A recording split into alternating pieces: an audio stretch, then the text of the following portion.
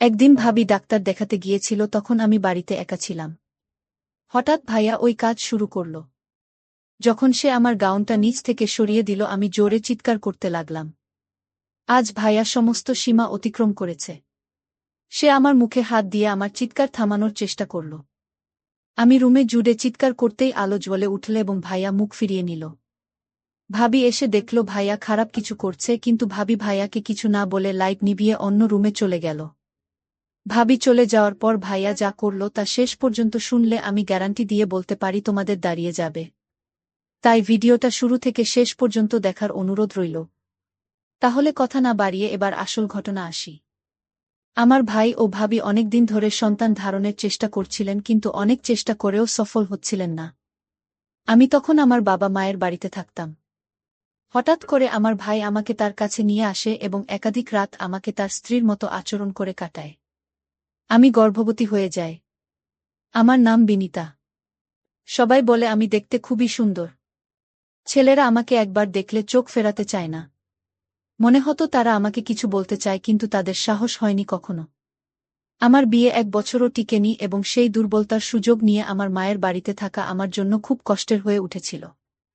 আমার বাবা মা আর ভাইয়ের ঠাট্টা বিদ্রূপ দিন দিন বেড়ে যাচ্ছিল। তারা সবাই মনে করত যে আমি বাড়িতে থাকলে আমার ভাই আর বিয়ে করতে পারবে না। আমার দুর্বলতার কারণে আমি তাদের কথা শুনতাম। কারণ আমি আমার ইচ্ছামতো প্রেম করে বিয়ে করেছিলাম, কিন্তু দুঃখের বিষয় যে 1 বছরও টিকেনি। আমার ফুফাতো ভাই জানো যে তার মামা ও মামি কতটা নিষ্ঠুর স্বভাবের। সে আমাকে বলল, আপু তুমি আমাদের বাড়িতে চলে এসো, এখানে তুমি শান্তিতে থাকতে পারবে। আমার জীবন অনেক চেষ্টার পরেও স্বাভাবিক রাখতে পারিনি। কারণ তার পরিবারের সদস্যরা আমার সম্পর্কে ভুল ধারণা পোষণ করেছিল। আমি 24 বছর বয়সে বিয়ে করেছিলাম এবং 25 বছর বয়সে ডিভোর্স পেয়েছিলাম।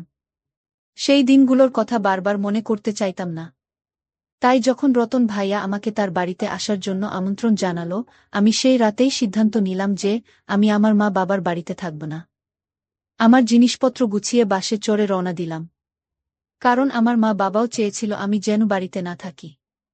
রতন ভাইয়ের সঙ্গে আমার ছোটবেলার বন্ধুত্ব ছিল। সে এমন একজন যাকে আমি ভাই বলে ডাকতাম। তার কোনো সন্তান ছিল না, আর সে আমাকে খুব খুশিমনে স্বাগত জানাল। রতনদার বাড়িতে আমি কোনো অবহেলার সম্মুখীন হইনি। সে আমার প্রয়োজনের দিকে খুব যত্ন নিয়েছিল। সেই খুশির পরিবেশে আমি 7 দিন কাটালাম। রতনদা এবং তার স্ত্রীর মধ্যে একবারও কোনো ঝগড়া দেখিনি। কিন্তু আমার কারণে তাদের মধ্যে যেন কোনো ঝগড়া না হয়। তাই আমি রতনকে বললাম যে এখন আমাকে বিদায় নিতে হবে। হয়তো আমার উপস্থিতির কারণে তোমরা নিজেদের সময় পাচ্ছ না। রতনদা উত্তরে বলল, এখন সময় পেয়ে আর কি লাভ। আমি বুঝলাম কিছু একটা সমস্যা আছে তাদের মাঝে। তাদের বিয়ের 8 বছর পূর্ণ হল। রতনদা আমাকে তার বাড়িতে কয়েকদিন থাকার অনুরোধ করল। সেদিন রাতে যে রুমে আমি ছিলাম, আমার রুমটা রতন ভাইয়ের রুমের পাশেই ছিল। আমি রুম থেকে বের হতেই রতন ভাইয়ের রুম থেকে কিছু আওয়াজ শুনতে পেলাম, মনে হচ্ছিল তার বউয়ের সাথে কথা বলছেন। আর কিছু অদ্ভুত আওয়াজ আসছিল। এত রাতে এসব কথাও আওয়াজ শুনে হঠাৎ আমার স্বামীর কথা মনে পড়ে গেল। রুমে ফিরে এসে কানে তুলো দিয়ে শুয়ে পড়লাম যাতে কোনো আওয়াজ না শুনতে পাই এবং চোখের সামনে কোনো অপ্রিয় দৃশ্য না আসে। পরের দিন বাড়িতে ভাবি ও মামি আলাপ করছিলেন। মামি বললেন, জয়া আমি কবে সুখবর শুনতে পারব? মামির প্রশ্ন শুনে জয়ার মুখ ভেঙে গেল। রতন ভাইয়া বলল, আমাদের ফ্যামিলি প্ল্যানিং আছে, কিন্তু এখনো ভাবিনি। জয়া ভাবি ওখান থেকে চলে যেতেই মামি মুখ গোমরা করে নিজের রুমে চলে গেলেন। আমি বুঝতে পারলাম না কেন জয়া ভাবি এত মন খারাপ করেছে। তাই আমি ওর রুমে গেলাম। তাকে কাঁদতে দেখে বললাম, ভাবি তুমি কাঁদছো মামির কথায়? রতন ভাই তো তাদের বলেছে যে তোমাদের ফ্যামিলি প্ল্যানিং আছে এবং তোমরা সবাই তা মেনে চলছে। এতে খারাপ লাগা বা কান্না করার কিছুই নেই। তুমি এখন শহরে থাকো, তোমার চিন্তা চেতনা অনেক উন্নত। আজকাল সন্তান জন্ম দেওয়া এত সহজ নয় এবং খরচও অনেক বেড়ে গেছে। হয়তো সময় বুঝে ভাইয়া বাচ্চা নিবে। এতে চিন্তার কি আছে? আমি কথা বলতে বলতে হঠাৎ জয়া আমার কাঁধে মাথা রেখে জোরে জোরে কাঁদতে লাগল। তার কান্নার কারণ জানতে চেয়ে আমি তাকে সান্ত্বনা দিয়ে বললাম, জয়া ভাবি তোমার কান্নার কারণ নিশ্চয়ই অন্য কিছু। তুমি আমাকে তোমার বন্ধু ভেবে সব বলতে পারো। জয়া ভাবি তখন বলল, তুমি যখন আমাকে বন্ধু ভেবে প্রশ্ন করেছ, আমি তোমাকে সত্য কথা বলবো, কিন্তু এটা শোনার পর তুমি আমাকে ভাবির মতো নয় বন্ধুর মতো আচরণ করবে। আমি জয়াকে প্রতিশ্রুতি দিলাম যে আমি তাকে বন্ধুর মতোই আচরণ করব। তখন জয়া বলতে শুরু করল, আমাদের কোনো পরিবার পরিকল্পনা নেই। সত্যি বলতে আমি মা হতে পারব না। আমার মধ্যে একটা দোষ আছে। আমি জয়াকে বোঝালাম, এত টেনশন নেওয়ার কি দরকার? মানসিক চাপ কমাও। ঈশ্বর চাইলে সব ঠিক হয়ে যাবে। যদি মা বাবা হওয়ার ইচ্ছা থাকে তাহলে এতিমখানা থেকে একটি শিশুকে দত্তক নিতে পারো। এতে তুমি মাতৃত্বের স্বাদ পাবে এবং সে শিশুটিও ভালো থাকবে। জয়া বলল, আমাদের যদি সন্তান দত্তক নিতে হতো তাহলে আমাদের সন্তান হয়ে যেত অনেক আগেই। কিন্তু রতন আর আমি শুধু আমাদের নিজেদের সন্তান চাই। আমার মধ্যে কি অভাব আছে? সমাজে এটা জানাজানি হলে আমার বদনাম হবে, আর এটাই আমরা চাই না। জয়ার কথা শুনে আমি বললাম, তোমার চেষ্টা ছেড়ে দিও না। একদিন তুমি অবশ্যই মা হবে। সেদিন সন্ধ্যায় ভাইয়াও জয়া ভাবি আমাকে তাদের সাথে একটা অনুষ্ঠানে নিয়ে যাওয়ার কথা বলল। আমি প্রথমে যেতে রাজি ছিলাম না, কারণ আমি ঘরে একা থাকতে চেয়েছিলাম। কিন্তু জয়া ভাবি আমাকে এত জোর করল যে সে সময় আমি রেডি হয়ে ওর সাথে যেতে রাজি হলাম। আমি যখন রেডি হয়ে রুম থেকে বের হলাম, ভাইয়া আমার প্রশংসা করে বলল, অনেকদিন পর তোমাকে সাজুগুজু করা অবস্থায় দেখছি, তোমাকে অনেক সুন্দর লাগছে। তার কথা শুনে আমি একটু লজ্জা পেলাম। অনুষ্ঠানে পৌঁছার পর সবাই জানতে চাইল আমি কখন আসলাম। জয়া ভাবি চুপচাপ মাথা নাড়ল। বাড়িতে ফিরে আমি রুমে গিয়ে জামাকাপড় বদলে রান্নাঘরে পানি খেতে গেলাম। তখন ভাই ও জয়া ভাবি ঝগড়ার আওয়াজ ভেসে আসছিল। ভাবি বাচ্চা না হওয়ার কারণে হতাশায় কাঁদছিলেন। আমি জয়া ভাবিকে বললাম, এই বিষয়টা আমি আগে বুঝিয়েছি। বারবার একই কথা বলা ঠিক না, এবং সেখান থেকে চলে এলাম।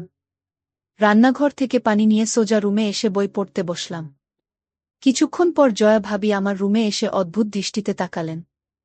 আমি বললাম, ভাবি কিছু বলতে চান? তিনি এসে আমার পাশে বসলেন। 1 ঘন্টা হয়ে গেছে আমরা পার্টি থেকে ফিরেছি, কিন্তু জয়া ভাবি এখনো জামাকাপড় চেঞ্জ করেনি। সে আমার হাত ধরে বলল, তুমি আমার জন্য একটা কাজ করবে আমার বন্ধুর মতো। সে আমাকে প্রতিশ্রুতি দিতে বলল যে আমি তাকে অস্বীকার করব না।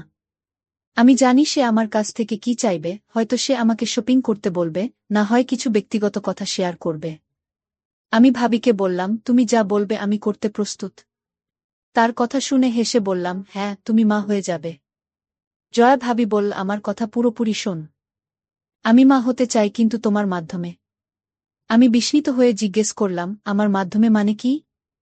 জয়া ভাবি বলল, তুমি কথা দিয়েছ, তাই প্রত্যাখ্যান করতে পারবে না। গত 7 বছর ধরে আমি মা হওয়ার জন্য আকুল হয়ে আছি। আমরা লাখ লাখ টাকা হাসপাতালের খরচ করেছি। আমি কত ইনজেকশন নিয়েছি। এখন আমি চাই তুমি রতনের সাথে কিছু রাত কাটাও, তাকে ভালোবাস। তার কথা শুনে আমি হতবাক হয়ে গেলাম। ছোটবেলায় যার সাথে খেলেছি, যাকে কাল পর্যন্ত ভাই বলে ডাকতাম, তার বউ আমাকে এভাবে বলছে।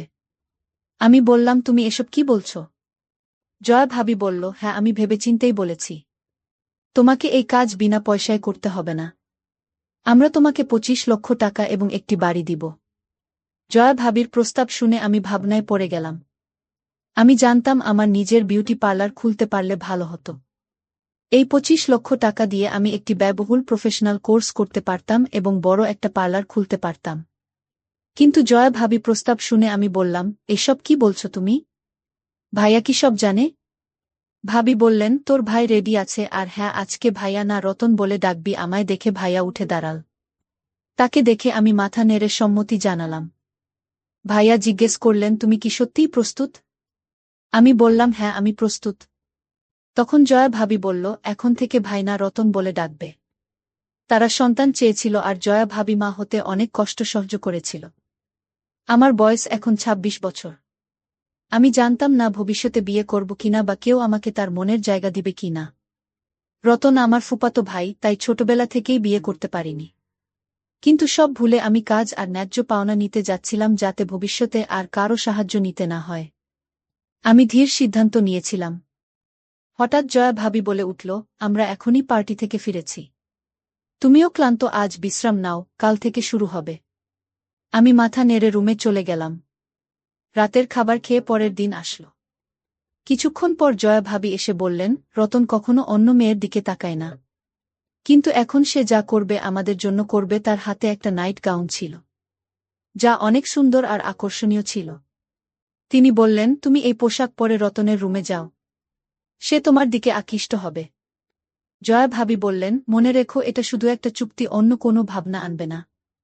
এই চুক্তি মনে রেখে আমি রতন ভাইয়ার রুমে গেলাম, শুধু আমার ভবিষ্যতের কথা ভেবে। মাথা নেড়ে রতন ভাইয়ের ঘরে চলে গেলাম। রতন ভাই রুমের কোথাও দেখা যাচ্ছিল না। জয়া ভাবি তাকে তার রুমে ডাকল, সে তখন বাথরুমে ছিল। জয়া ভাবি বলল, তাকে আমার রুমে এসেছে। রতন বলল, আমি ফ্রেশ হয়ে আসছি। জয়া ভাবি বুঝতে পেরে বেরিয়ে গেল। আমি রুমের আলো নিভিয়ে দিলাম। রতন ভাইয়া বাথরুম থেকে বেরিয়ে এসে আমার পাশে বসল। আমরা কেউই কিছু বলছিলাম না। হঠাৎ রতন ভাইয়া আমার ঘাড়ে হাত রাখল। আমি মনে করলাম এটা আমার ভবিষ্যতের জন্য একটা চুক্তি। আমাকে এটা করতেই হবে। তাছাড়া আমি এক দম্পতিকে বাবা মা হওয়ার সাহায্য করেছিলাম মাত্র। রতনের সাথে কাটানো রাতের পর আমি গর্ভাবস্থার উপসর্গ অনুভব করলাম। এখন আমি নিজেই ঘর অন্ধকার করে দিলাম, রতনও তাই চেয়েছিল। 1 মাস পর আমি মশলাদার খাবার খেতে লাগলাম। রতন আমাকে তার এক বন্ধুর কাছে চেক আপের জন্য নিয়ে গেল। অন্তঃসত্ত্বা হওয়ার খবর শুনে রতন ও জয়া ভাবি মুখে হাসি দেখে আমি খুশি হলাম। রতন আমার প্রতি অনেক বেশি যত্নশীল হয়ে উঠল। রতন দ্রুত উধাও হয়ে যেত, যদিও সে তার স্ত্রীর সন্তান হওয়ার অজুহাত দেখাত। গ্রামের কিছু মহিলা তার বুকে বন্ধা বলে ডাকতে শুরু করেছিল। আমি তাকে সাহায্য করতে চেয়েছিলাম। রতন অনেক আত্মীয় স্বজন এড়িয়ে চলত। অফিসে যাওয়ার সময় তাকে এড়িয়ে যেত এবং ঘরে তালা দেখে ফিরে যেত, যাতে জয়া ভাবির পেট দেখা না যায় এবং কারও প্রশ্নের সম্মুখীন না হতে হয়। জয়া ভাবি বাইরে যেতে হলে অনলাইনে একটি নকল পে অর্ডার করেছিলেন, যা তাকে গর্ভবতী দেখাত। আমি বাবা মাকে জানিয়েছিলাম যে আমি শহরে কাজ করছি এবং কিছুদিন বাড়িতে ফেরা আমার পক্ষে সম্ভব নয়। প্রথম দিন মাস ধীরে ধীরে চলে গেল। তারপর 6 মাসেও পেট দেখা দিতে শুরু করল। রতন এবং জয়া ভাবি আমাকে তাদের বাড়িতে থাকার জায়গা দিয়েছিলেন, সব ধরনের সুবিধা দিচ্ছিলেন। হঠাৎ করে রতন আমার পেটে হাত রাখে। সন্তানকে অনুভব করতে চায়, তাই আমি কিছু বলিনি। গর্ভাবস্থার কারণে কখনো কখনো রাতে ঘুমাতে পারতাম না। হঠাৎ করে রতন আমার খুব কাছে চলে আসত এবং অনুচিত কাজের চেষ্টা করত। আমি জয়া ভাবিকে জানালে তিনি বললেন, কোনো ফালতু কাজ করো না। রতন প্রতিদিন আমার সাথে ঘুমায়, সে আমাদের বাচ্চার জন্য চিন্তিত। সে আমার কথা বিশ্বাস করেনি। রতন আমার কাছে রোজ আসতে শুরু করেছিল, যা শুধুমাত্র আমাদের চুক্তির অংশ ছিল। আমাদের মধ্যে চুক্তি ছিল, কিন্তু রতন আমাকে ভালোবাসতে শুরু করেছিল। একদিন সে আমার রুমে এসে আমার ভারী পেট নিয়ে না বুঝেই আমার শরীরের উপর জোর খাটাচ্ছিল। আমি জিজ্ঞেস করলাম, তুমি কি করছো, কিন্তু সে কিছু না বলে চালিয়ে গেল। সে আমার খুব কাছে আসতে চাইল। আমি ভয়ে কিছু বলতে পারছিলাম না। তিনি সেসব খুলে চলে গেলেন আর আমার মনটা খুব খারাপ হয়ে গেল। আমি ভাবছিলাম, এই অবস্থা থেকে কিভাবে বের হব। আমার পেটের বাচ্চার জন্য এসব খারাপ হবে। পরের দিন সকালে জয়া ভাবি আমার রুমে এলেন। আমার উঠতেও কষ্ট হচ্ছিল। জয়া ভাবি আমাকে বিছানা থেকে উঠতে সাহায্য করলেন। উঠে দেখলাম বিছানা নষ্ট হয়ে গেছে। জয়া ভাবিও ভয় পেয়ে গেল। ডাক্তার ওষুধ দিয়েছেন, পরিস্থিতি কিছুটা নিয়ন্ত্রণে এসেছে। কিন্তু ডাক্তার বললেন, ভবিষ্যতে এমন হলে গর্ভবতী মহিলার জীবন বিপন্ন হতে পারে। আমি জয়া ভাবিকে বললাম, কয়েকদিন আগে আমি তোমাকে বলেছিলাম রতন আমার রুমে এসে শুধু পেটে হাত দেয় না, অন্য অন্যায় করার চেষ্টা করে, কিন্তু তুমি আমার কথা বিশ্বাস করনি। এখন আমি নিশ্চিত যে তুমি আমার কথা বিশ্বাস করবে। সে অনুভব করেছিল যে আমি কখনোই কল্পনা করতে পারিনি যে গর্ভাবস্থায় আমি এমন একটি ন্যক্কারজনক ঘটনার শিকার হব। হঠাৎ রতন ভাইয়া ওইসব কাজ শুরু করল।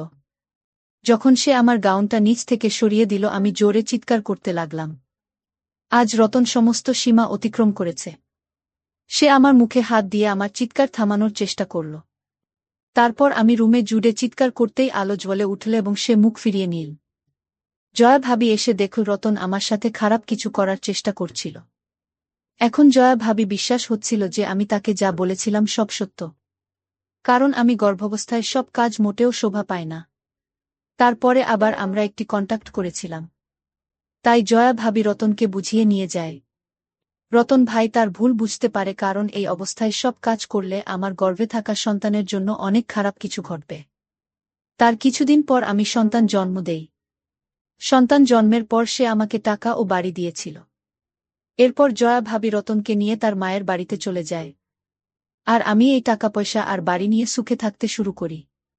বন্ধুরা, ভিডিও মাঝে তোমাদের একটা কথা বলতে চাই। আমি তোমাদের সর্বদা হাসি খুশি রাখার জন্য খুব কষ্ট করে ভিডিও বানাই। তাই তোমাদের কাছে অনুরোধ থাকবে, অবশ্যই ভিডিওটি দেখে একটি লাইক করবেন এবং আমাদের সামিয়া ব্লগ চ্যানেলটি সাবস্ক্রাইব করে পাশে থাকবেন। এরকম হাজার হাজার গল্প আমাদের সামিয়া ব্লগ চ্যানেলে দেওয়া হবে, তাই ধৈর্য সহকারে গল্পগুলো শুনুন, অনেক মজা পাবেন। একদিন আমার মামা আমাকে তার একটি কাজ করে দিতে বললেন। তখন আমি বাড়িতে একাই ছিলাম। মামা আমাকে তার বেডরুমে নিয়ে গিয়ে শান্ত পরিবেশে বসালেন। একটু পরেই আমি এক ধরনের অদ্ভুত শান্তি অনুভব করতে লাগলাম। মামা ৩ ঘন্টার মতো তার ইচ্ছা পূরণ করলেন। আমার নাম কুসুম, বয়স ১৮ বছর, দেখতে স্লিম ও ফর্সা। আমার অলৌকিক সৌন্দর্যের জন্য মহল্লার সবাই আমাকে চিনত, আর বাইরে বের হলে সবাই আমার দিকে এক দৃষ্টিতে চেয়ে থাকত। মনে হতো তারা আমাকে কিছু বলতে চায়, কিন্তু আমার এই সৌন্দর্যের আড়ালে ছিল দুঃখে ভরা একটি জীবন। অনেকদিন আগে আমি আমার বাবা মাকে হারাই, তারপর আমার মামি আমাকে তাদের বাড়িতে নিয়ে যান। কিন্তু সেই বাড়িতে আমি নিজেকে নিরাপদ মনে করতাম না। আমার মামা সবসময় আমার দিকে অদ্ভুত এক দৃষ্টিতে তাকিয়ে থাকতেন। তার এভাবে তাকানোর পেছনে যেন কোনো রহস্য লুকিয়েছিল। প্রতিদিন নতুন চ্যালেঞ্জ নিয়ে আসত এবং আমি নিজেকে আরও বেশি অস্থির মনে করতাম। আমি জানতাম না কিভাবে আমার মামার সেই দৃষ্টি এবং অনুভূতি থেকে নিজেকে মুক্ত করব। একদিন মামি বাড়িতে না থাকায় মামা বাইরে থেকে আসে। মামা জানতেন না যে মামি বাড়িতে নাই। আমি খুব ভয়ে ছিলাম, কারণ জানি না মামা ঘরে ঢুকে আমার সাথে কি করবে। মামার ভয়ে আমি বাড়ি থেকে বের হবার সাহস পাইনি। দরজাটা কাঁপতে কাঁপতে খুলে দেবার আগেই বললাম, অন্যদিকে দাঁড়ান। মামা আমাকে জিজ্ঞাসা করলেন, কেন এত সময় লাগলো দরজা খুলতে। আমি কি বলবো বুঝতে পারছিলাম না। দরজা বন্ধ করে মাথা নিচু করে তার পিছু নিলাম। মামা যেন মামির কথা জিজ্ঞেস না করেন। তবুও মামা আমাকে জিজ্ঞেস করলেন, তোমার মামি কোথায়? আমি কিছু না বলে রান্নাঘরের দিকে চলে গেলাম এবং খাবার এনে তার সামনে রাখলাম। তার সামনে বেশিক্ষণ থাকতে চাইনি, তাই খাবার দেওয়ার সাথে সাথে চলে গেলাম। কারণ আমি জানি যদি জানতে পারে মামি বাড়িতে নাই, তাহলে হয়তো আজকে সে আমার সাথে খারাপ কিছু করবে। দ্রুত নিজের রুমে গিয়ে দরজা বন্ধ করে দিলাম এবং মনে মনে প্রার্থনা করতে লাগলাম যেন তাড়াতাড়ি খাবার শেষ করে মামা চলে যান অথবা মামি যেন ফিরে আসেন। কিছুক্ষণের মধ্যে দরজায় ঠকঠক শব্দ শুনে আমার মনে একটা সাহস চলে আসে। কারণ আমি দেখলাম মামি চলে এসেছে। তাকে দেখে আমি খুব খুশি হলাম। আমার ভয় আস্তে আস্তে দূর হচ্ছিল। আমার মামা মামিকে তার পছন্দমতো বিয়ে করেছিলেন এবং এরপর মামি বাধ্য হয়ে মামার বাড়িতে থাকতে শুরু করেন। আমার যখন ৭ বছর বয়স, তখন মামি একজন পুরোহিতকে বিয়ে করেন। আমার মামা আমাদের ছেড়ে চলে যান। পুরোহিতের সাথে বিয়ে করার উদ্দেশ্য ছিল যাতে আমি সৎ মামার তত্ত্বাবধানে বড় হতে পারি এবং তিনি আমাকে নিজের মেয়ের মতো যত্ন করবেন। মামিও তেমনটাই ভেবেছিলেন। আমার এই সৎ মামা সত্যিই আমার যত্ন নিতেন এবং আমার প্রতিটি ছোট প্রয়োজন মেটাতেন।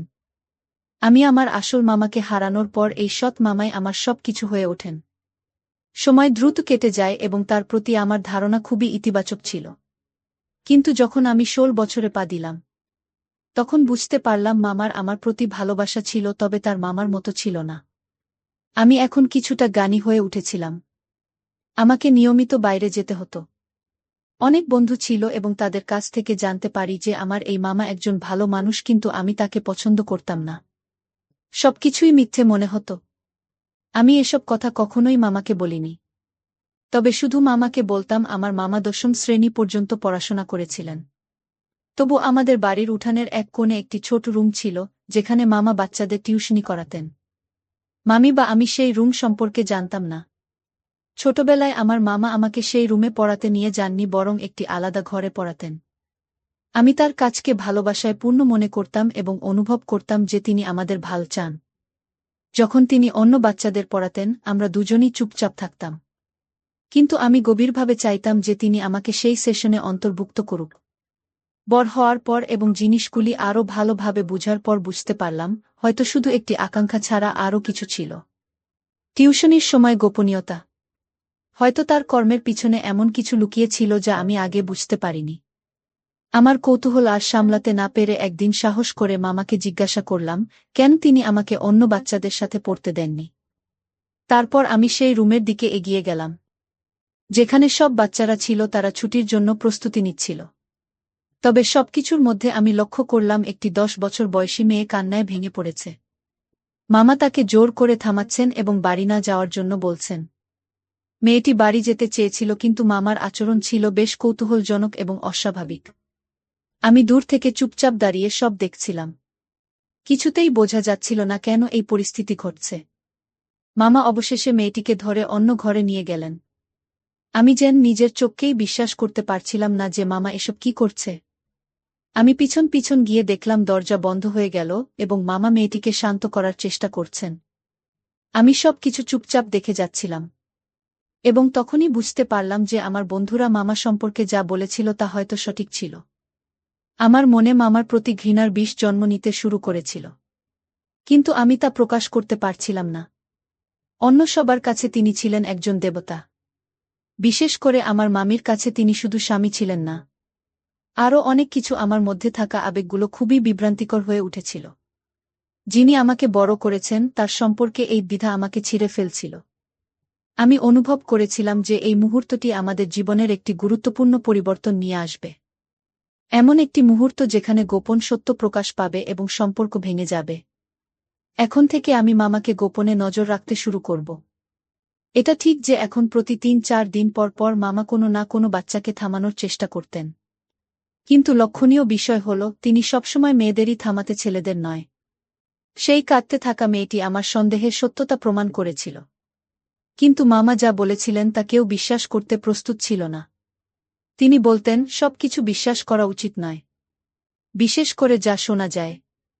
যদি কিছু ভুল হয় তাহলে তোমার সাথে এমন কিছু হতে পারে। তিনি জানতেন যে তিনি আমার আসল মামা নন, তবুও তিনি কতটা ভালোবাসেন তা দেখে অনুমান করতে পারতেন যে তিনি ভুল করতে পারেন। কিন্তু সেই দৃশ্য আমার সামনে ছিল। তাই আমি কখনো কখনো সঠিক এবং ভুলের মধ্যে দোলাচল করতাম। আমি ভাবতাম তিনি আমার মামা নন, আবার মাঝে মাঝে ভাবতাম যে মামি তার সম্পর্কে যা বলেছে তা সঠিক। এভাবেই সময় কেটে যাচ্ছিল এবং মামার প্রতি আমার ঘৃণা বাড়ছিল। এখন আমার বয়স 18 বছর এবং মামি আমাকে তার স্কার্ফ ভর স্কুলে পাঠাতেন। কারণ আমি অনেক সুন্দর ছিলাম, তাই তিনি এমনটা করতেন। আমি ধার্মিক পরিবারের সদস্য ছিলাম এবং মামিও ধার্মিক ছিলেন। কিন্তু মামার প্রতি আমার কষ্ট বাড়তে লাগল। আমি যত বড় হচ্ছিলাম তার দৃষ্টি আমার দিকে ততই গভীর হতে লাগল। এখন তিনি আমার দিকে অশ্লীল দৃষ্টিতে তাকাতে লাগলেন। আমি ঘরে গিয়েও বড় স্কার্ফ পরতে শুরু করলাম এবং তার সামনে যাওয়া এড়াতে লাগলাম। তার সাথে খুব কমই কথা হতো। আমার পরিবার ছিল ধর্মীয়। আমার মামা মন্দিরের পুরোহিত ছিলেন এবং মামি খুব ধার্মিক। তাদের অপ্রীতিকর দৃষ্টি এড়াতে আমি মরিয়া হয়ে উঠেছিলাম। ঘর থেকে বের হওয়ার সাথে সাথে বড় স্কার্ফ দিয়ে নিজেকে ঢেকে ফেলতাম, কৌতূহলী চোখ থেকে নিজেকে রক্ষা করার জন্য। কিন্তু এমনকি বাড়ির 4 দেওয়ালের মধ্যেও আমি মামার শ্বাসরুদ্ধকর উপস্থিতি থেকে বাঁচতে পারতাম না। যেখানেই যেতাম তার অপছন্দনীয় দৃষ্টি আমাকে তাড়িয়ে বেড়াত পেছন পেছন। তার প্রতিটি পদক্ষেপে ছায়া হয়ে তার সাথে সংঘর্ষ এড়াতে দৃঢ়প্রতিজ্ঞ ছিলাম। নিজেকে সবার থেকে গুটিয়ে রাখতাম যতক্ষণ না আমার উপস্থিতি প্রায় অদৃশ্য হয়ে যেত। যত কম সম্ভব কথা বলতাম। মামি সবসময় আমাকে মামার ভালোবাসা ও যত্নের বিষয়ে আশ্বস্ত করতেন। তিনি আমাকে আদর করে শিক্ষা দিতেন। কিন্তু এখন তিনি চুপ থাকতে শুরু করলেন। হয়তো তিনি বুঝতে পেরেছিলেন যে আমার মামা সম্পর্কে আমি যা বলেছি তা সত্যি ছিল। যদিও তিনি আমার মামা ছিলেন, যখন একজন ভাগ্নি তার মামার সাথে নিরাপদ বোধ করে না, তখন সেই সম্পর্কটা আর স্বাভাবিক থাকে না। আমি সবসময় অনুভব করতাম যে মামা আমাকে তার ভাগ্নি হিসাবে দেখেন না। তিনি আমার যত্ন নিতেন না এবং আমার ইচ্ছাগুলি পূরণ করতেন না। এখন মামাকে আমার দেখাশোনা করতে হতো, যার কারণে তিনি কোথাও যেতে হলে আমাকে সাথে নিয়ে যেতেন। তিনি অপেক্ষা করতেন এমন সময়ের জন্য যখন মামা বাড়িতে থাকতেন না, অথবা আমাকে সাথে নিয়ে যেতেন। কারণ এলাকার মানুষের ভয়ে আমাকে একা রেখে যেতে পারতেন না।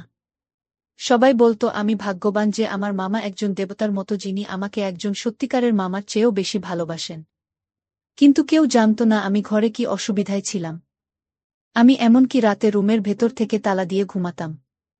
দরজায় হালকা টোকা দিলেও আমার ঘুম ভেঙে যেত এবং মাঝে মাঝে ভয়ে আমার গায়ের লোম খাড়া হয়ে যেত। মাঝরাতে পানির প্রয়োজন হলেও ঘর থেকে বের হতাম না। এমন জীবন যাপন করেও যখন মানুষ বলতো আমি ভাগ্যবান, তখন আমি কষ্টের মধ্যে থাকতাম। আমার মন মামার মুখে ঘুষি মারতে চেয়েছিল, কিন্তু আমি কিছু করতে পারিনি। তাই সবসময় চুপ থাকতাম। এখন মনে হচ্ছে মামি ও তার সিদ্ধান্ত নিয়ে অনুশোচনা করছেন। কারণ আমি দেখলাম দিন দিন তিনি আরও চুপচাপ হয়ে যাচ্ছেন এবং প্রায় লুকিয়ে কাঁদতেন। হয়তো তিনি বুঝতে পেরেছিলেন যে তিনি ভুল সিদ্ধান্ত নিয়েছেন। কিন্তু এখন সেই সিদ্ধান্ত মেনে নেওয়া ছাড়া আর কোনো উপায় নেই। একদিন আমি গ্রামে মোড় দিয়ে যাচ্ছিলাম এবং একটি মহিলাকে দেখতে পেলাম। মহিলাটি আমার মামির কাছে এসে নিচু স্বরে বলছিলেন যে তিনি আর তার মেয়েকে মামার বাড়িতে পাঠাতে চান না। তিনি বললেন তার মেয়ের সঙ্গে মামার আচরণে কিছু সমস্যা হয়েছে এবং তিনি তার মেয়ের নিরাপত্তা নিয়ে চিন্তিত। মামি তাকে বোঝানোর চেষ্টা করলেন যে হয়তো এটি ভুল বোঝাবুঝি হতে পারে। কিন্তু মহিলাটি অনড় ছিলেন যে মেয়ের নিরাপত্তা সবচেয়ে গুরুত্বপূর্ণ। এই উদ্বেগ ও অনিশ্চয়তার মাঝে মামি একটি সিদ্ধান্ত নিলেন যে তিনি নিজেই কুসুমের মামার সাথে কথা বলবেন এবং নিশ্চিত করবেন যে এমন কোনো ঘটনা আর না ঘটে। রাতে মামি দিতার সাথে বাড়ির দিকে হাঁটতে লাগলেন। বাড়িতে পৌঁছানোর সাথে সাথে তিনি মামার সাথে কথা বলতে শুরু করলেন। আমি লুকিয়ে সব দেখছিলাম। কিন্তু মামা হঠাৎ রেগে গিয়ে মামির উপর হাত তুললেন। আমি সামনে এসে মামাকে বাঁচানোর চেষ্টা করলাম কিন্তু পাইনি। মহিলারা এরপর আমার মামার সম্পর্কে কথা বলতে লাগলেন। সেদিন রাতে মামা মামির উপর খুব রেগে গেলেন এবং আমি অসহায়ভাবে সব দেখলাম। তিনি রেগে গেলে মামিকে অনেক মারতেন। তার নিষ্ঠুরতার মামি চুপচাপ সহ্য করতেন। কারণ তার আর কিছু করার ছিল না। কিন্তু আজ পর্যন্ত মামা আমাকে কিছু বলেননি এবং আশা করি তিনি আর কখনো আমাকে আক্রমণ করবেন না।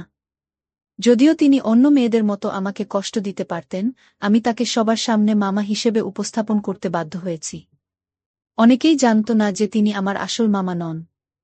আজ মামি ঘরের ভেতরে বসেছিলেন। কারণ তাকে কিছু কাজের জন্য বাইরে যেতে হয়েছিল। সেই সময়ে মামা বাড়িতে ছিলেন এবং রাতের খাবারের জন্য আসতে হয়েছিল। কিছুক্ষণ পর দরজায় ধাক্কার শব্দ শুনে আমি দরজা খুলতে গেলাম। দরজায় শুধু আমার মামা দাঁড়িয়েছিলেন এবং যা শুনেছিলাম সবকিছু সত্যি বলে মনে হচ্ছিল। এত বছরের ভয় আমার মনে ছিল। এরপর যখন জ্ঞান ফিরে পেলাম মামি আমার পাশে বসেছিলেন। কিন্তু আমি তাকে প্রশ্ন করতে পারিনি। আমার মাথা ব্যথা এতটাই তীব্র ছিল যে মনে হচ্ছিল এটি আমার প্রাণ কেড়ে নেবে। আমি মামির দিকে তাকিয়ে দেখলাম তিনি খুব চিন্তিত। কিন্তু মামা এসব পাত্তা দিতেন না। তিনি তার প্রতিদিনের কাজে ব্যস্ত থাকতেন। তিনি মনে করতেন কিছুই ঘটেনি। লোক দেখানোর জন্য মাঝে মাঝে আমাকে ডাক্তারের কাছে নিয়ে যেতেন। এলাকায় অনেকেই আমার সুস্থতার খোঁজ নিতে আসত এবং মামিকে প্রশ্ন করত। কিন্তু মামি কি উত্তর দিতেন? মামি উদ্বিগ্ন হয়ে অদ্ভুত প্রশ্নের সম্মুখীন হতেন। আর আমি অসহায়ভাবে সব সহ্য করতাম। এখন কেন তাকে এত চিন্তিত দেখাচ্ছে তা আমি বুঝতে পারছিলাম। তবে এরপর থেকে মামি দিনরাত আমার সাথে থাকতেন। এমনকি রাতে আমার সাথে ঘুমাতেন। এতে আমার মনেও শান্তি লাগত। আমি নির্ভয়ে ঘুমাতে পারতাম। এই ঘটনার পর 4 মাস কেটে গেল। কিন্তু মামা আর কোনো খারাপ কাজ করেননি। তাই আমার এবং মামির কষ্ট কিছুটা কমে গিয়েছিল। এভাবে চলতে থাকে। একদিন মামা যথারীতি মন্দিরে গিয়েছিলেন। কিন্তু পরের দিন যখন তিনি মন্দিরে গেলেন তিনি আর ফিরে এলেন না। লোকজন আমাদের বাড়িতে এসে খোঁজ নিতে শুরু করল। কিন্তু আমরা নিজেরাও কিছু জানতাম না। খবরটি দ্রুত পুরো এলাকায় ছড়িয়ে পড়ল। সেখানকার সবাই নিজ নিজ উপায়ে মামাকে খুঁজতে লাগল। কিন্তু কেউ তাকে খুঁজে পেল না। এটি আমাদের জন্য রহস্যময় হয়ে উঠল। কারণ মামা না জানিয়ে কোথাও যেতেন না। তার কোনো পরিবার ছিল না। কোনো ভাইবোন ছিল না। তাহলে তিনি কোথায় গেলেন? তার কোনো শত্রু ছিল না যে তাকে কোনো ক্ষতি করতে পারে। তার নিখোঁজ হওয়া মর্মান্তিক হলেও আমার এবং চাকরির জন্য এটি কিছুটা স্বস্তির ছিল। কারণ আমরা তার উপস্থিতিতে সব সময় অনিরাপদ বোধ করতাম। সবাইকে দেখানোর জন্য আমরাও তার নিখোঁজ হওয়ার জন্য উদ্বিগ্ন ছিলাম। গ্রামের লোকজন মামিকে অনুরোধ করলে থানায় একটি নিখোঁজ রিপোর্ট দায়ের করতে। কিন্তু মামি খুবই ভেঙে পড়েছিলেন। তিনি মানতে পারছিলেন না যে এই বাড়িতে আর মামা ফিরবেন না। এটা তার স্বামীও ছিল। তাই মামি অভিযোগ করার অনুমতি দিয়েছিলেন। এরপর পুরো গ্রাম আমাদের খুব যত্ন নিতে শুরু করে আর এই সমস্ত কিছু ঘটেছিল সেই একই ব্যক্তির কারণে। আমার মামা জানতে পেরে আমি আর আমার মামি এলাকার কিছু দায়িত্বশীল ব্যক্তিদের নিয়ে থানায় পৌঁছলাম। কিন্তু সেখানে আমার মামাকে দেখে সবাই অবাক হয়ে গেল। সে কালো রঙের কুর্তা এবং ধুতি পরে ঘুরে বেড়াত। আর এখন সে প্যান্ট শার্ট পরে, তার চুল এলোমেলো এবং তার ঘাড় আলাদা ছিল। আমরা মনে মনে নিশ্চিন্ত হলাম। কারণ কেউ বিশ্বাস করতে পারছিল না যে সে চুরি করতে গিয়ে ধরা পড়েছে। শুনলাম সেই মন্দিরের পুরোহিত সেজেছিল এবং এখানে চুরি করতে গিয়ে ধরা পড়েছে। পুলিশ তাকে প্রশ্ন করল, তুমি কি একই পুরোহিত? সে বলল, হ্যাঁ, আমি একই ব্যক্তি। তারপর সে পুরো ঘটনা বলতে শুরু করল, যা শুনে আমরা সবাই অবাক হলাম। বাস্তবে সে পণ্ডিত বা পুরোহিত ছিল না। সে একজন ব্যবসায়ীর ছেলে এবং জানে না কোথায় জন্মেছে। সে ছোটবেলায় অর্থ উপার্জন করত, কিন্তু তার খুব কম যত্ন নেওয়া হয়েছিল। প্রায় ৮ বছর বয়সে সে এখানে ওখানে ঘুরে বেড়াত এবং ৬ বছরে ভাবে বেঁচেছিল। প্রথম চুরি করে সে ১৩ বছর বয়সে, তারপর ধীরে ধীরে তার মতো অনেক ছেলেকে নিয়ে একটি দল তৈরি করে। ছোটখাটো চুরি তার দ্বিধা কমিয়ে দেয় এবং ধীরে ধীরে সে বড় বড় বাড়ি এবং ব্যাংক ডাকাতি করতে শুরু করে। একবার চুরির মাঝেই ধরা পড়ে, কিন্তু দলের অন্য সব ছেলেরা কোনোভাবে পালিয়ে যায়। সে জেলে থেকে যায়। জানা যায় সে ধর্ম সম্পর্কে কিছুই জানত না, বরং গল্প বানিয়ে এবং অন্যদেরকে বিভ্রান্ত করে জ্ঞানী হওয়ার ভান করত। এই রহস্য ফাঁস হওয়ার পর পুরো সম্প্রদায় অবাক হয়ে যায়, বিশেষ করে একজন মহিলা। আমার মামি তার বিশ্বাসঘাতক স্বামী মিষ্টি কথায় এবং মিথ্যা প্রতিশ্রুতিতে ফেঁসে গিয়েছিলেন। তার মোহনীয় হাসির আড়ালে লুকিয়েছিল বিদ্বেষ ও ছলনা। মামার প্রতারণা এবং মেয়ে নির্দোষতা জানার পর মামা মেয়ের কষ্ট সহ্য করতে না পেরে তাকে প্রশ্ন করেন সেই ঘটনাগুলি সম্পর্কে যা তার মেয়ের ভাগ্যকে প্রভাবিত করেছিল। যেদিন মামাকে অচেতন অবস্থায় পাওয়া গেল, সে তার স্বার্থপর আকাঙ্ক্ষার জন্য আমাকে শোষণ করেছিল, যতক্ষণ না আমি তার নিষ্ঠুরতার কারণে হতবাক হয়ে যায়। আমার মামি দ্রুত কর্তৃপক্ষের সঙ্গে যোগাযোগ করেন এবং নিশ্চিত করেন যে মামাকে অবিলম্বে গ্রেফতার করা হয়। এরপর মামির ভিন্ন কাজের জন্য ডিভোর্সের মামলা করতে হয়। সময় সব কিছু পরিবর্তন করে দিল। বন্ধুরা, প্রথমেই বলে রাখি, এটা একটা সত্য ঘটনা। আমি শুধু আমার মাকে নিয়ে নোয়াখালী থাকি। আমার মা যখন রাস্তায় বাহির হয় তখন আমার এটা মনে হয় যে লোকেরা এখুনি আমার মায়ের সাথে। আমাদের গ্রামের এক বড় ভাই ছিল, তার নাম অভি। সে আমার খুব ভালো বন্ধু। সে তার মায়ের ছবি তুলত লুকিয়ে লুকিয়ে, আর আমরা দুজন ছবিগুলো দেখে ইচ্ছা পূরণ করতাম। তো সেইখান থেকে আমার ইচ্ছা আরও বাড়তে লাগল। এমনিতে আমার মা আমাকে ভীষণ ভালোবাসে। আমিও আমার মাকে খুব ভালোবাসি। এখন মূল ঘটনায় আসি, কিভাবে আমি আমার মায়ের সাথে। আমার ভালোবাসার মিষ্টি বন্ধুরা, কেমন আছো তোমরা? নিশ্চয়ই তোমরা খুব ভালো আছো। তোমাদেরকে মজা দেওয়ার জন্য আবারও নতুন একটি গল্প নিয়ে এলাম। আজকের গল্পটি খুবই মজাদার হতে চলেছে। আমি শিওর বলতে পারি গল্পটি শেষ পর্যন্ত শুনলে তোমাদের দাঁড়িয়ে যাবে। তাই ভিডিওটা শুরু থেকে শেষ পর্যন্ত দেখার অনুরোধ রইল। তাহলে কথা না বাড়িয়ে এবার আসল ঘটনা আসি। আমার নাম শ্রাবণ। আমি নোয়াখালী জেলার সোনাইমুড়ি গ্রামে থাকি। পরিবারের সদস্য বলতে কেবল আমি আর আমার মা। আমরা এই দুজন ছাড়া পরিবারে আর কেউ নেই। বাবা ২ বছর আগে ডেঙ্গু জ্বরে মারা যায়। গ্রামের দক্ষিণ দিকে আমাদের বাড়ি। আমাদের বাড়ির পরে আর কোনো বাড়ি নেই। ক্ষেতখামার, পাহাড় জঙ্গলে ভরা, যেখানে প্রয়োজন ছাড়া কেউ কখনো আসে না। বাড়ির সাথেই কয়েক কাঠা জমি থাকায় আমাদের মা ছেলের সংসার কোনোমতে চলছে। বাবা মারা যাওয়ার পর পড়াশোনা বাদ দিয়ে মার সাথে মাঝে মধ্যে কৃষি কাজ করি। বেশি সময় আমরা সবজির চাষ করি, তাই যা কাজ করার আমরা নিজেরাই করি। আর সাথে আমি একটা কাপড়ের দোকান চালাই। এভাবে দুজনের সংসার বেশ ভালোই চলছে। আমার বয়স ২৪ বছর আর আমার মায়ের বয়স ৩৯ বছর। আমার মায়ের ১৫ বছর বয়সে বিয়ে হয় আর আমি ১ বছর পরে আমি এই দুনিয়াতে আসি। আমার গায়ের রং খুবই ফর্সা। শুনেছি নানিও নাকি ফর্সা ছিল, তাই আমার শরীরের অঙ্গের মতোই অপরূপ সুন্দরী তিনি। এমন চেহারা সুন্দরী নারী আর নেই আমাদের গ্রামে। কেউ বলবে না আমার মায়ের ২৪ বছরের সন্তান আছে। ১৮-১৯ বছর বয়সী বিবাহিত নারীর মতো দেখতে। মার সাথে আমার মনের প্রচণ্ড মিল রয়েছে। আমায় অনেক ভালোবাসে আমার মা। কোনো দিন একটি বকাও দেয়নি জীবনে। যাই হোক, এবার আসল ঘটনায় আসি। মাকে নিয়ে কখনো আমার মনের মধ্যে খারাপ চিন্তা ছিল না। সাধারণ মা ছেলের মতোই। তবে বয়সের সাথে সাথে নিজের বয়সের চেয়ে বড় মেয়ে ও মহিলা দেখে মনের সুপ্ত বাসনা তৈরি হতে থাকে। স্কুলে পড়ার সময় কখনো ক্লাসের মেয়েদের দেখতাম না। ম্যাডাম বা আন্টিদের প্রতি নজর যেত সবসময়, আর এখন এটা আরও বেশি বেড়ে গেছে। ২৪ বছরে অনেকেই বিয়ে করে, কিন্তু আমার এখনও বিয়ে করা হয়নি। তার উপর কাপড়ের দোকান করি। দোকানে মেয়ে ও মহিলাদের পোশাকই বেশি। অনেক কষ্টে তাদের সামনে নিজেকে সামলাই। আর তাছাড়া গ্রামের একমাত্র কাপড়ের দোকান আমার। তাই সবাই এখানে আসে কেনাকাটা করতে। আমাদের গ্রামের এমন কোনো মহিলা বা মেয়ে নেই যাদের ওই কাপড়ের মাপ আমি জানি না। ভাগ্য ভাল হলে প্রায় মাপ নিতে গিয়ে কৌশলে হাত বুলিয়ে মনের আশ মিটাই। এভাবেই আরও বেশি খালা কাকিদের প্রতি আগ্রহটা বাড়ছে। হঠাৎ করে যে একদিন আমার জীবনের মোড় ঘুরবে তা কখনো কল্পনাও করিনি। এক রাতে আমার স্বপ্ন দোষ হল। মা ছেলে দুজন মানুষ, তাই এক ঘর দিয়ে চলছি আমরা। মার আমার অপর পাশে একটা খাটে ঘুমায়।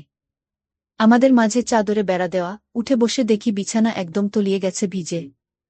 লুঙ্গি শুকনো অংশ দিয়ে বিছানায় ভেজাটুকু কোনো রকমে মুছে টয়লেটে গেলাম। টয়লেট শেষে ঘরে ঢুকতেই হঠাৎ চোখটা মার দিকে গেল আর চোখ আটকে গেল সেদিকে।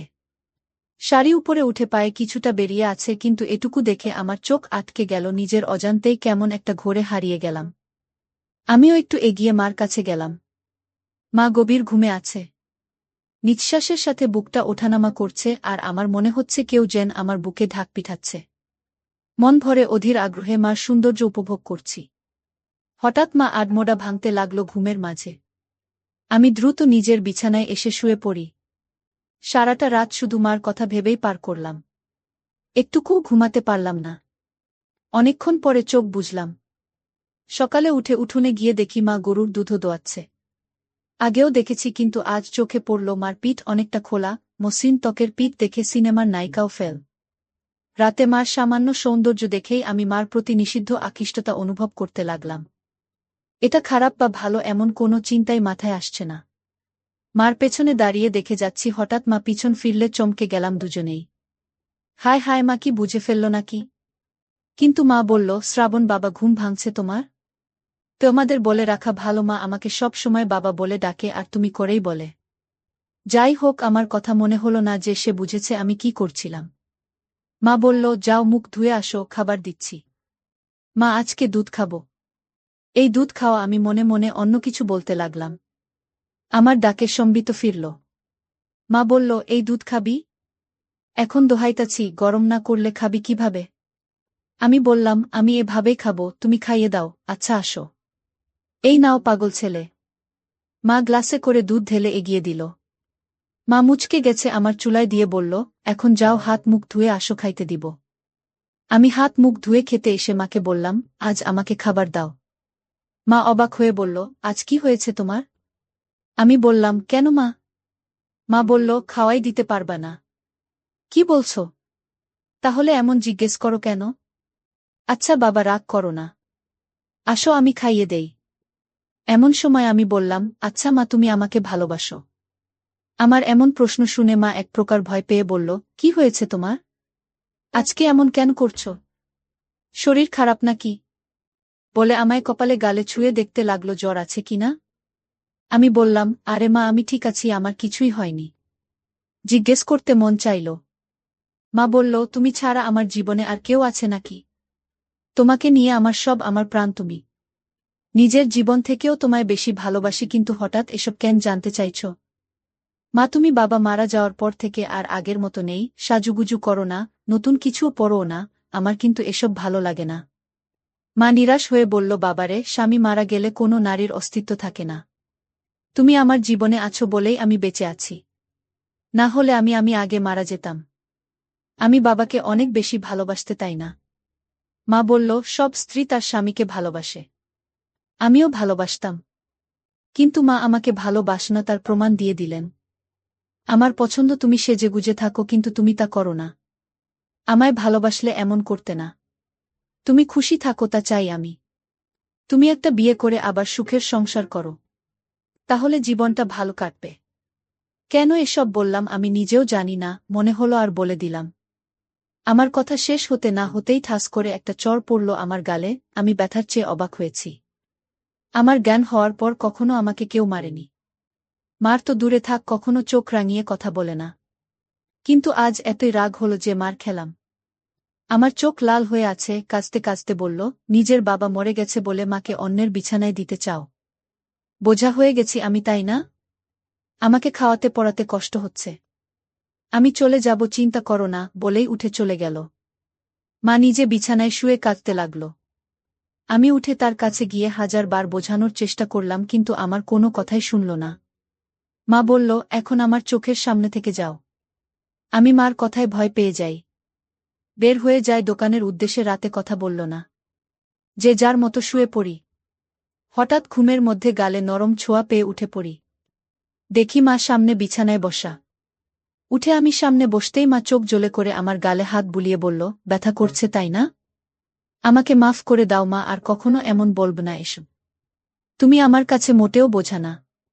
আমি ভেবেছি হয়তো তোমার ভালো হবে, কিন্তু তুমি কষ্ট পাবে জানতাম না। আমায় মাফ করে দাও। মা সাথে সাথে আমায় বুকে টেনে নিল, বলল, বাবা রে, আমি তোমায় ভীষণ ভালোবাসি। তোমার ছেলে কারো সংসার এগিয়ে নিজের সুখ চাই না। তোমার বাবার পরে তুমি আমার একমাত্র সম্বল, আর কখনো এমন বলো না বাবা। আমি আর কখনো বলব না মা। আমার উপর আর রাগ করে থেকো না।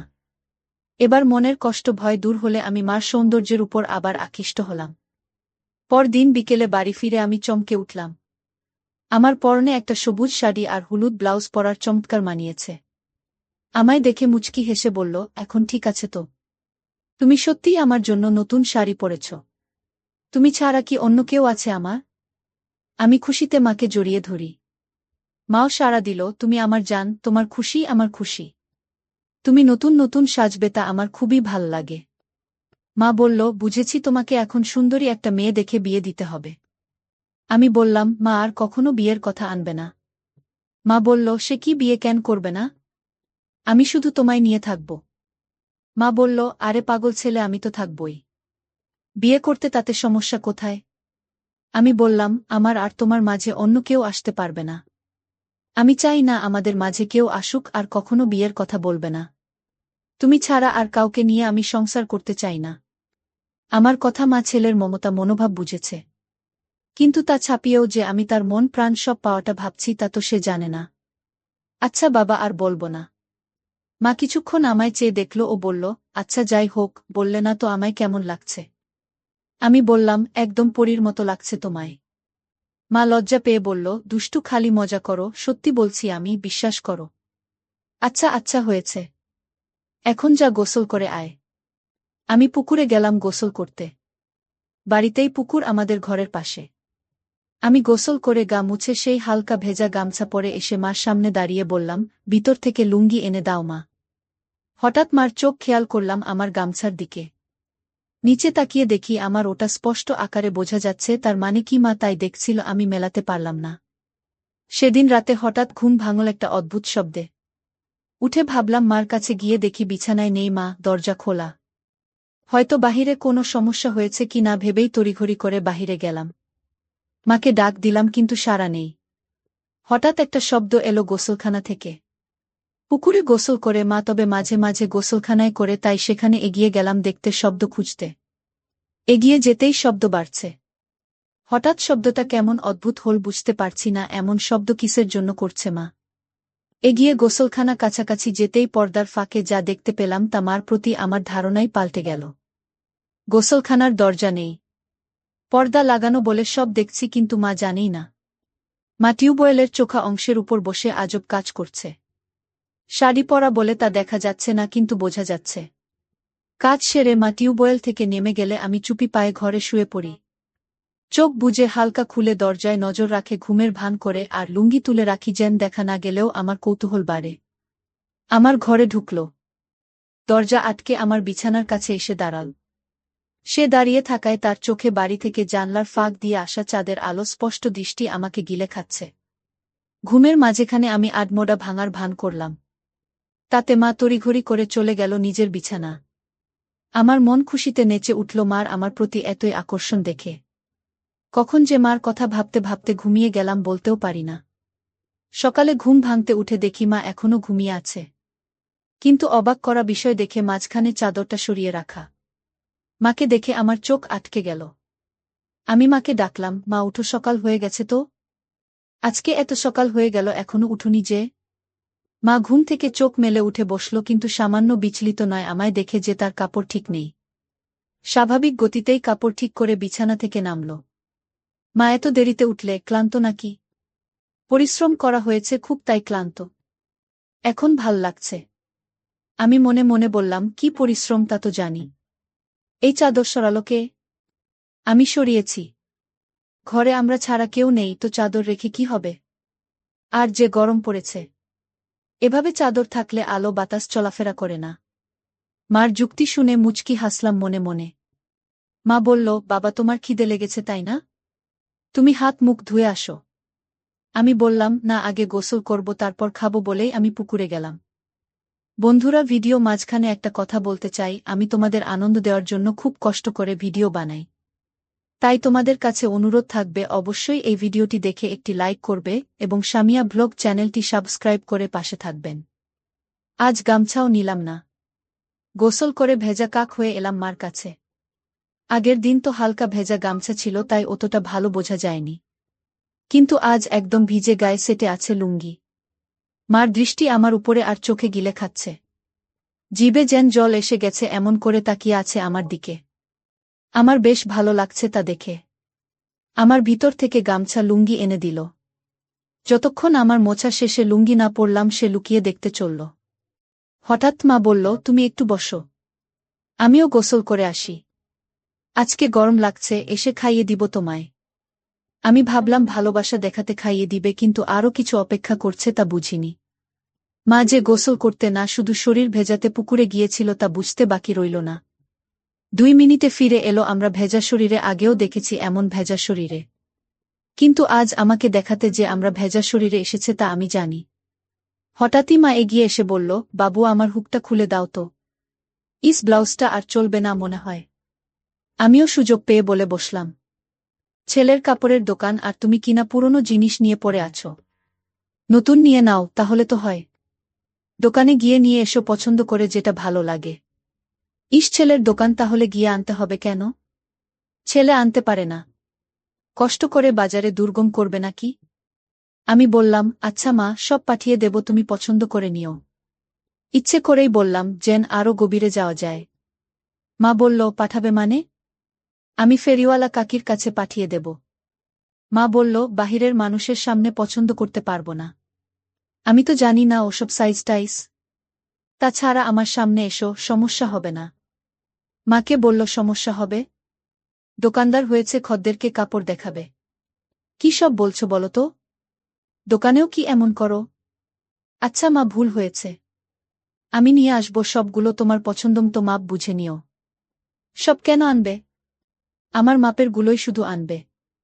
রং আমি বেছে নেব, মাপ 34, মনে থাকবে তো? আমি মার দিকে হাঁ করে তাকিয়ে আছি। মা এতটাই আমার উপর ফিদা যে উঠে পড়ে লাজ লজ্জা সংকোচ ভুলে আমায় সব জানিয়ে দিচ্ছে। আমি প্রচণ্ড খুশি ও অবাকও হলাম। সারাদিন মার কথা ভেবেই দিন পার করলাম। দোকান বন্ধ করার সময় বেছে বেছে বড় গলাওয়ালা কয়েকটা নিলাম। দোকান থেকে বের হয়ে সোজা বাসায় পৌঁছে যাই। গিয়ে দেখি মা ক্ষেতের কাজ করছে। আমিও গেলাম সেখানে, কিন্তু গা মেখে গেছে ধুলো বালি ও কাদা দিয়ে। আজ কেমন অদ্ভুত লাগছে, এমন করে কাদা মাখামাখি হয় না কখনো। বাড়ির ভিতরে ঢুকতে ঢুকতে বললাম, তুমি তো কাদা দিয়ে মেখে গেছা। শাড়ি পুরো মেখে গেছে। কি করব বলো? এক সেট হয়ে তো কাজ করা যাবে না তাই না? আমি অবাক হয়ে গেলাম আমার কথা শুনে। আমার দিকে হুট করে তাকাতেই মা হেসে দিল। সাথে আমিও হেসে দিই। ধীরে ধীরে কেমন একটা ঘুলে মিলে যাচ্ছে দুজনে। সবজির ডালা রাখার পরে মা বলল, আমার জিনিস আনছো? আমি বললাম, আনছি মা, পরে দেখো, মাপে না হলে পাল্টা আনব। মা বলল, মাপে হবে। বিশ্বাস আছে তোমার উপর বলেই মুচকি হেসে চলে গেল ঘরে। আমি বাইরে দাঁড়ানো। একটু পরেই মার ডাক দিল ভিতরে। যেতে যেতে ভাবলাম মজার কিছু হবে, কিন্তু মা হতাশ করল। মা হাতে একটা হলুদ শাড়ি আর গামছা। মা বলল, তুমি একটু বসো, আমি গোসল করে আসি। বলেই আমরা পুকুরে চলে গেল। কিছু না ভেবেই চলে গেলাম। একটু পরেই পুকুরের কাছে ঝোপঝাড়ে গিয়ে দাঁড়িয়ে উকি মারতেই চোখ কপালে উঠে গেল। আহে, কি সুন্দর লাগছে বলে বোঝানো যাবে না। হঠাৎ একটা পিঁপড়া কামড় দিলে আচমকাই মুখ থেকে উহ শব্দ বের হয়ে গেল আর ঝোপঝাড় একটু নড়ে গেল। মা একটু চমকে গিয়ে এদিকে তাকালো, দেখতে লাগলো এদিকে। পরক্ষণেই আমায় অবাক করে দিয়ে মার মুখে একটা মুচকি হাসি দেখতে পেলাম। মাথায় ঢুকল না। মা কি আমায় দেখে ফেলেছে? হঠাৎ নিচে পায়ের দিকে তাকিয়ে দেখি আমার শরীর পুরোটাই মার দিক থেকে দেখা যাচ্ছে। আমি প্রচণ্ড লজ্জা পেলাম ধরা পড়ে, কিন্তু মা তো আমায় ধরা পড়তে দেননি দেখে খুব ভাল লাগল। মা এবার দেখালো কারিশমা। আগে পানিতে একটা ডুব দিয়ে পানি থেকে উঠল। তখনই আমায় আকাশ থেকে ফেলে মা অকল্পনীয় কাজ করল। ডাঙায় উঠে দাঁড়িয়ে আগে আমার দিকে তাকিয়ে একটা অদ্ভুত মুচকি হাসি দিল। এই প্রথম আমার মার এই সৌন্দর্য দেখে আমি অবাক। আমি দ্রুত ঘরের সামনে চলে যাই ও দরজায় বসে থাকি। তখন মা এলো আবার অবাক করে।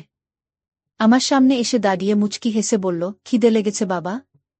আমি বললাম, হ্যাঁ মা। তোমার এত সময় লাগলো যে? তুমি জানো না বুঝি? আমি বোকার মতো তাকিয়ে আছি মার চোখে। দুজনেই একটু আগে বিষয়টা জানি কিন্তু কেউ স্বীকার করে এগোতে পারছি না। সময় নিচ্ছি কিন্তু মা এক ধাপ এগোনো হয়ে গেছে। আমার দিকে এক প্রকার এগিয়ে এসে বলল, কি দেখছো বাবু? আমিও লজ্জা সংকোচ কাটিয়ে বলি, তোমার জন্য এনেছি, ওগুলো পড়লে ভালো লাগবে। মার মুখে মারাত্মক একটা হাসি এনে বলল, কেন এগুলো ভালো লাগে না আমায়? ভালো লাগে, কিন্তু আমি যা এনেছি তা এর চেয়েও সুন্দর মানাবে তোমায়। বেশ নজর রাখছে দেখছি আমার উপর। মা আমায় সুযোগ দিচ্ছে। আমি তা ভেস্তে দিলাম না। আমি বললাম, আমার খদ্দের তুমি, কোথায় কেমন লাগবে তা আমার দেখার দায়িত্ব। মা চোখ পাকিয়ে বলল, তাই তাহলে তো গ্রামের সব মেয়ে মহিলার দিকে দেখা হয়ে গেছে। আমি হকচকিয়ে গেলাম, কথা সত্যি, কিন্তু বুঝলাম মার খানিকটা জ্বলন হচ্ছে। তাই আরেকটু জ্বালাতে বললাম, সবারই কি আর দেখব? যার জন্য সাধারণভাবে যা দেখা লাগে তাই দেখি, টাকা দেয় ভালো জিনিস দিতে, বুঝে শুনে ভালোটাই দিই। আমি ওকে সবার কাতারে পড়ি। আমাকেও কি টাকা দিতে হবে? আমি মুচকি হেসে বললাম, যদি খদ্দের হয়ে থাকো তাহলে দেবে টাকা। মার অধিকারে টাকা নেওয়া পাপ। তুমি কি হিসেবে চাও? ঢিল মেরেছে। এবার ঘুঘু ধরা নিজেই পড়তে চায়। তাই ঢিল নিজেই গায়ে লাগাচ্ছে। আমরা তা দেখা যাবে। তুমি বসো বলেই আমরা ভেজা শরীর নিয়ে ঘরে চলে একটা। কিন্তু দরজা খোলাই আছে, কখনো এমন করেনি। কিন্তু আজ করেছে। 2 মিনিট পরেই আমার হঠাৎ তাকে ভয় পেলাম। ভাবিনি এত তাড়াতাড়ি থাকবে। কারণ এত তাড়াতাড়ি কাপড় পরা হয় না। তাহলে ডাকল কেন? ভিতরে আসব? হ্যাঁ এসো। আমি মন ফুরফুরে করে এগিয়ে ঘরে ঢুকেই চোখ জল হয়ে একটা। আমার মনে ঝড় উঠে একটা, আমার প্রতি এত সদয় দেখে আমায় নিজে থেকে দেখাচ্ছে বলে গর্বে বুকটা ভরে গেল। আমি মার সামনে গিয়ে দাঁড়িয়ে আছি। এমন সময় আমার গলায় সে বলল, কি হলো দোকানদার? ঠিকই তো এনেছে দেখছি। এতই ভালো মাপ কি করে আনলে? আমিও আমার সামনে খদ্দেরদের সাথে যেভাবে কথা বলি সেরকম বললাম, এত বছর ধরে ব্যবসা করি, জানব না? অন্যদের তো মাপ নিতে হয়। আমার লাগলো না যে। আমি তোমার কি অন্যের সাথে যাই? তুমি আমার সামনে সব সময় থাকো। আগাগোড়া সবই তো দেখা আছে। কথাটা আচমকা বলেই ফেললাম, যদিও এখনই বলতে চাইনি। কিন্তু আমার মুখে তা শুনে দুষ্টু হাসি। যাক, ভালো এনেছা। তোমার গায়ে ফিট হয়েছে তো? কোনো সমস্যা হলে বলো। অন্য মাপের আনবে তাহলে? একদম ঠিক আছে, কিন্তু একটা জিনিস বলা দরকার। কি বলো বলো? আমার উত্তেজনা দেখে আমরা হেসে দিল মুখে হাত দিয়ে।